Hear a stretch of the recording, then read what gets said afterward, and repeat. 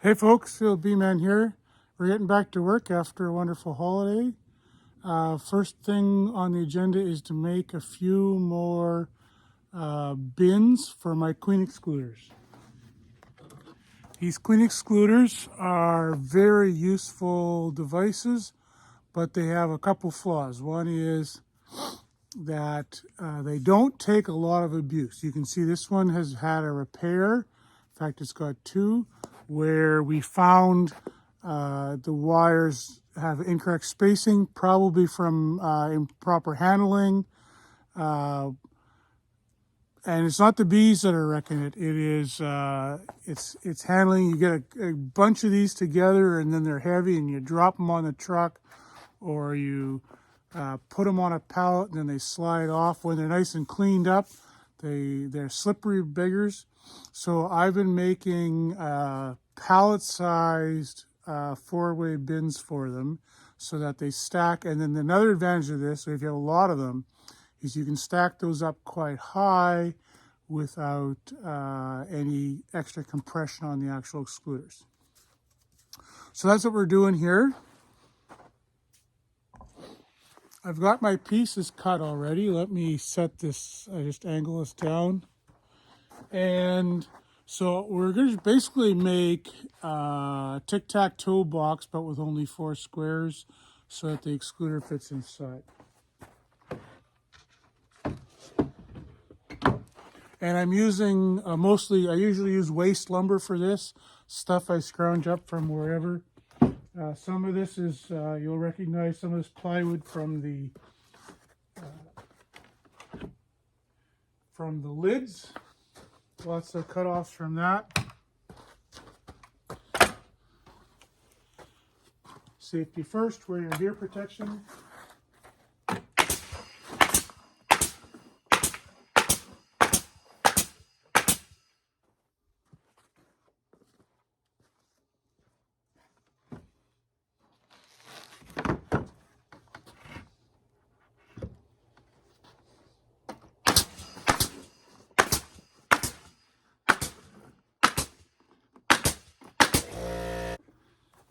Okay, I just waited for the compressor to quit so you could hear me better.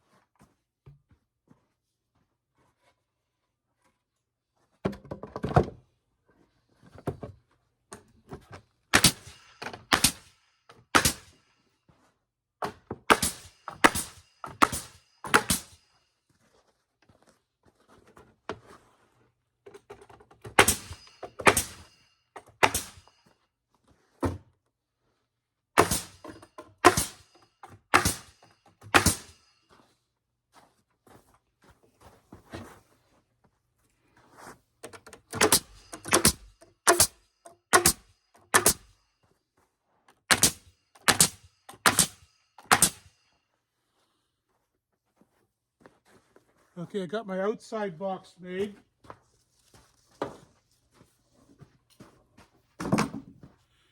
And then I kind of ran out of the really big material. That's all right. Just use two by 6s instead of 1 by 12.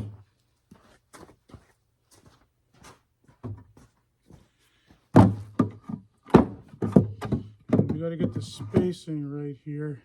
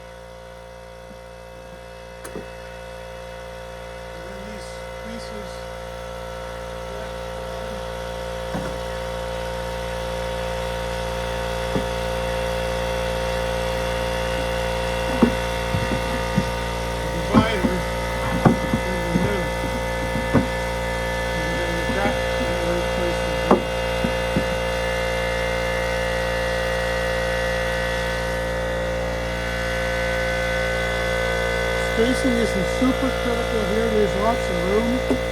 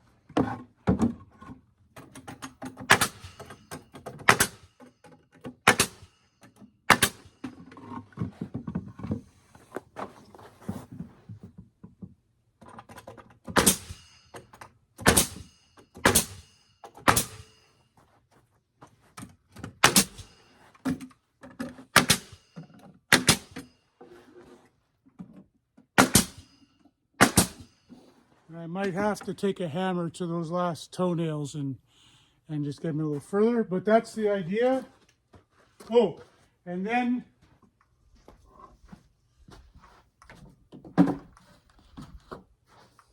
I put these cross members on.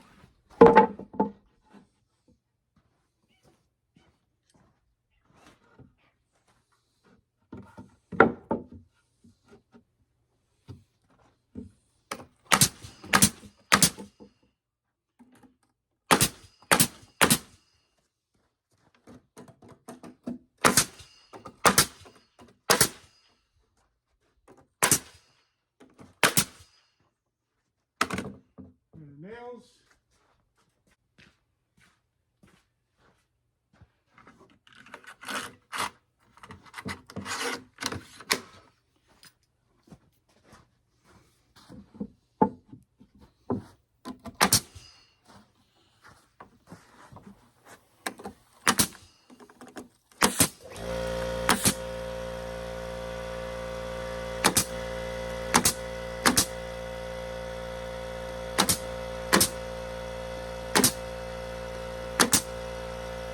Okay.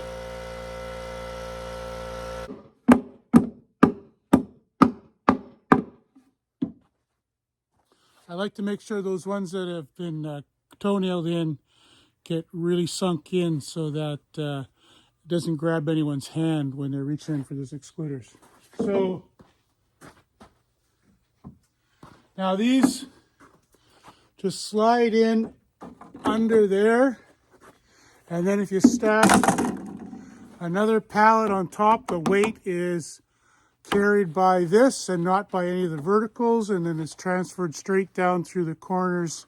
So I sometimes stack about 100. If it's a 10-inch bin, you get about 100 queen excluders in it.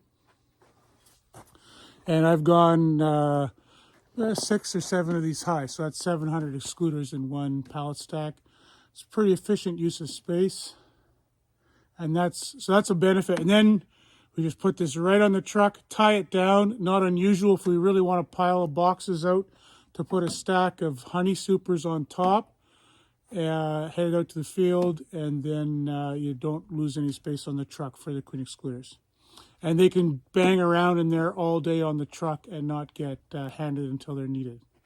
So you can decide for yourself how tall you want this to be, maybe a 2x4, or maybe you only want a bin to hold one batch of excluders. If you're a smaller beekeeper, having a telescopic lid, sandwich some queen excluders really is a good way to keep them safe. Just someone stepping on them, dropping a tool on them, slipping as you're loading a truck, and use a corner of a box is really hard on those excluders. So, and then once it's got a hole in it, man, that excluder went from the most useful device in your bee yard to the most inefficient suck of resources you're going to have all that day. Because that queen will get past that excluder, she'll never find her way back down again. And so you're going to have brood in all the places you didn't want it. So you got to look after these things if you want them to be the workhorse for you that they can be. And a lot of beekeepers have frustrations with queen excluders. Since I started taking better care of mine, and we spent one whole winter washing them and cleaning them and then eyeballing every single space and repairing or removing the queen excluders that had damage. And it was actually about probably 10% the first time we did it. And the number of queens I've had, it used to be, 2 or 3 hives a yard. You had to kind of plan for that time. Now it's, 2 or 3 a week. And if that queen is on the wrong side of the queen excluder, we immediately separate that queen excluder out.